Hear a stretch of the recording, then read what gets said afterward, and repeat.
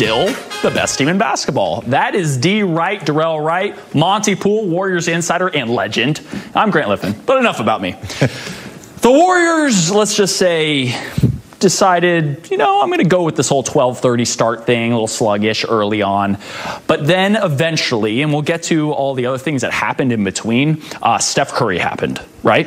And it all started with a little technical foul that, let's say, he just wasn't too fond of. Yeah, it got crazy from there. Yeah, I think I've seen Steph Curry that mad one other time, but I couldn't catch what referee called this tech on him or didn't call that foul. That's there. That's what it was. And that's what triggered him. And we knew what was going to happen. We seen Steph Curry shaking his head like, okay, I got you. And he got him. Yeah, he got him. And there was a next possession. There was a foul called against the Warriors on the next possession. And that's when Steph kind of looked like, oh, okay, I can see where this is going. Yeah. Okay, all right. And you saw what he did with that. The energy picked up. They needed somebody to light a fire underneath them. They got it. Yeah, and I personally think Steph has been working out a lot, and he's just trying to show off his muscles. That's all what it is at the end of the day. You know, you get to flex, and, you know, he knows what he's doing, right? He definitely knows. If you have the physique, you go for it. I get it. But I don't get it personally, but I get what he's trying to do. For him, we talked about before the game. We talked about when Paul George kind of was talking with him a little bit, or he was saying, like, try from the logo, and he likes the challenge. Right. For this, it seemed like he was almost getting himself going a little bit. He said, let his emotions out, and then from there, he just was playing the game within himself. Yeah, it's so unlikely to play a 12:30 game in the NBA. That's the AAU schedule, you know, but to get yourself going, you got to find different ways, and Steph Curry found it by getting a little upset with how the refs was refereeing the game. But that's what you love to see. The greatest competitors in the world find a way every single time when their back is against the wall or something's not going the right way. So he did an amazing job with channeling that. Yeah, that first quarter, both teams were in quicksand. I mean, they were just kind of running around. Neither team was doing much of anything good. And you could say it was defense, but no, it was just bad offense and bad energy.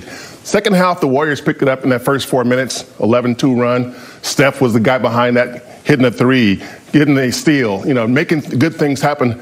And they kind of carried that. And then in the fourth quarter, obviously, when people got really angry, you know, Jordan Poole got angry in the third quarter after the Hartenstein thing. And then here we go with Steph in the fourth. When you get guys playing with emotion, it's a different deal. Twice you could have used that meme, and it became personal to me. You know, the MJ Last Dance, and it came from, well, the first one came from this guy, Jordan Poole. And before the game, Monty, you're like, oh, I want to see this matchup. I want to see the real, you know, game-changing matchup between Jordan Poole and Reggie. Oh, my goodness. Reggie Jackson, 0 points, 0 of 5. And Jordan Poole was having a tough stretch. He only had 2 points in the first half, and he got going really late with a little layup there. And then all of a sudden, as you mentioned, that Hartenstein block shot, looks down at him, screams, but most importantly, and Darrell, you mentioned this to me during the game, it sent him to the free throw line and got his shot in place. And I'm pretty sure Coach Kerr or somebody that was on the floor made that call. Jordan, you take that free throw because we know what that free throw is going to do. Seeing that basketball go through the basket makes the basket even more bigger. And then he makes 4 threes in a row and really kind of busts the game open on his own at that point. Yeah, when you got a guy like Jordan who's having a tough day, you send him to the line where he shoots 90%.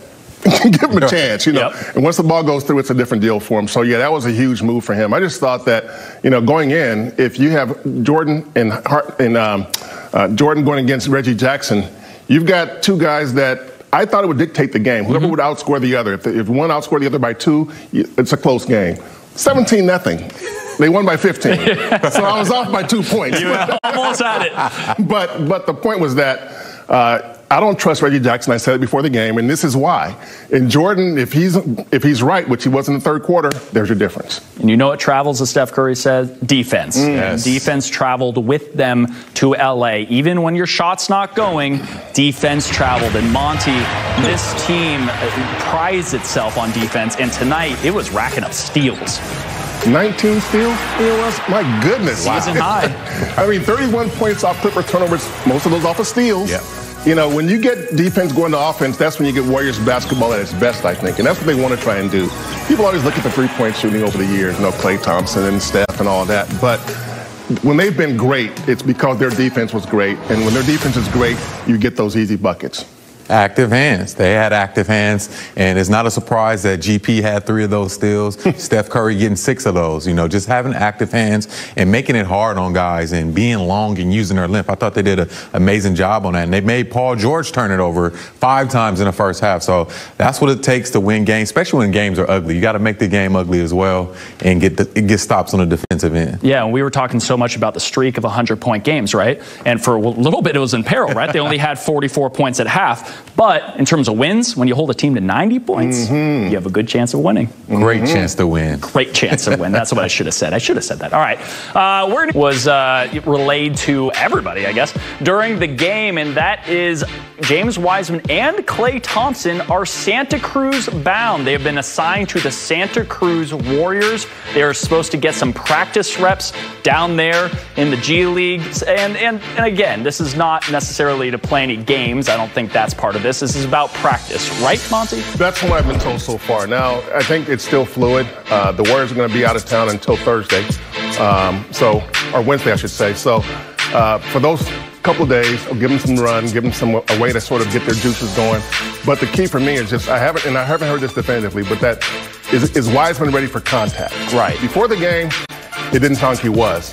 And then during the game, he gets assigned to Santa Cruz, which suggests that maybe he is ready for real practices now. Yeah, absolutely. And you saw those pictures of Klay in the G League or down in Santa Cruz. And again, it was nice seeing the expression on his face, smiling, because we just saw him last time we saw him was on the court, and he was definitely, emotional and a little more distraught. And then you can just see when the dude has a basketball in his hands and he's playing ball, he just seems happy, Darrell. Yeah, in his atmosphere, and I can't wait to see Klay. This is great news that he's going down there. We know the NBA, nobody really practices anymore, but those guys are getting those reps in with the younger fellas, and it's going to help it's going to speed up the process as well, just so he can feel how his body feels. But we love to see Klay when he's happy and having a great time. So it's getting closer. So we can't wait to see him out there. I know not only me, everybody. If you heard Klay the other day when he spoke to us, talking about how badly he wants to be out there, you can feel it. Yes. You can really feel it. And so I think for him, just being on the court and being a part of this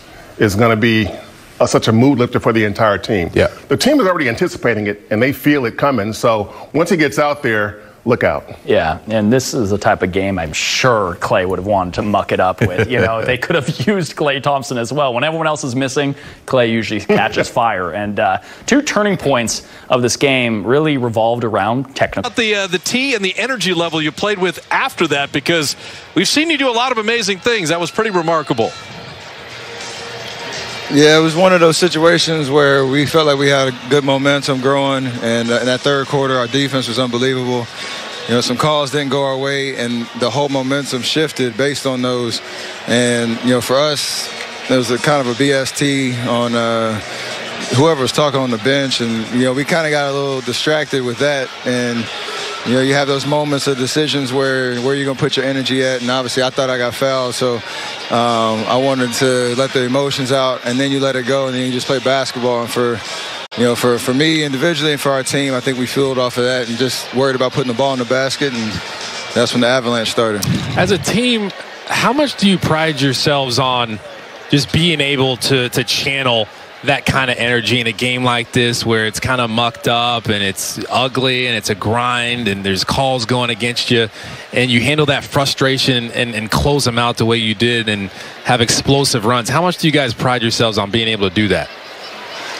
It's huge, because we obviously know this could be like a playoff type atmosphere where it was kind of a defensive stalemate in the first half, and everything was just hard to come by, and you have to find a way to just grind out a win, no matter how it looks. And we've obviously built our identity on the defensive end, and that's huge because it travels. And in a game like tonight, you can look at like Jordan Poole, who was struggling, for most of the game.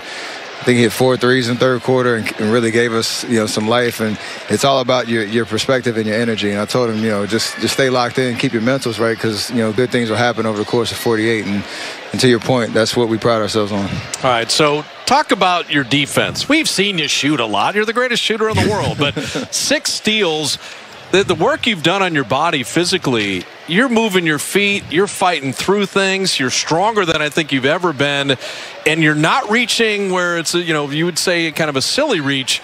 You're reaching with 6 steals and just playing the best defense probably of your career. Give us the intentionality behind all of that. I got to do my part. We understand how great Draymond is on defensive end. Looney's been doing an unbelievable job. Wiggs on the ball, taking, most of the opposing team's best offensive threat. Me and JP have to do our job, and obviously I've been around the block and know what that level looks like. And my body, obviously, it helps to be stronger, be quicker, be able to take that physical contact. But it is about discipline and effort. That's the only thing that I can control. You're going to get scored on. You're going to have, games where everything's going the other team's way. But our, effort and focus on that end of the floor and being challenged, I think I'm trying to step up to that. How much? So I was just saying, let's get it all out of the way. Do you know you play Phoenix twice the next 2 times? So I hear. I was going to say, how much do you enjoy the communication going on? Because we've been loving watching your leadership on display, the way you talk to Jordan Poole, encouraging. Draymond Green is encouraging guys. If someone makes a mistake, you hold them accountable, but still encourage them. So how fun is that for you to be able to talk to these guys? Your leadership has always been on display, but we're watching that more and more often. It's huge because that's the season we're in terms of, me, Draymond, Andre, when Clay gets back, Loon. We've always said it. We've been there. We understand what championship caliber effort is. And then, you have guys that are really meaningful to us winning, a championship, with Wiggs, who has been around, but he's still young. He's still 26, whatever he is. And, JP, our draft picks. So we have to figure out a way to stay locked in on our performance and what we do well, and also, nurturing those guys and giving them confidence because, they've helped us win a lot of games already, and it's only going to continue as we go through the season. Hey, we appreciate you stopping. We're going to text you your tech photo now before every game. Just like the Wiggins dunk photo. That's like the little flex